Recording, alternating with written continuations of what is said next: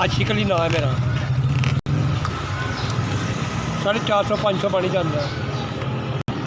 बस गुजारा मुश्किल नाल हो ही जाता है। बस बंदे नूं अपनी आमदन के मुताबिक गुजारा करना पैंदा। चंगी ना खाधी होली रोटी खा ली, बस इस तरह ही। भाजी असी गरीब आदमी है, या तो सबर कर लईदा तो या फिर भाजी शुक्र अल्लाह का शुक्र कर लईदा। मैं पहले दसो जिंदगी देवे, अल्लाह तुम सेहत देवे। जेड़े साहिब ने साड़ी इमदाद भेजी है, अल्लाह नूं तंदुरुस्ती देवे, अल्लाह नूं बेबा देवे, अल्लाह नूं सेहत देवे, अल्लाह के बच्चों की खैर हो। मैं जनाब अली SV का बड़ा शुक्रगुजार है जिन्हें जरिए पैसे मेरे तक पहुँचे ने। तो जनाब अली मैंने 2000 रुपया दिता है, मेरी इमदाद की है। अल्लाह तुहानू जिंदगी दे, मैं तुहाडा बड़ा मशकूर हाँ।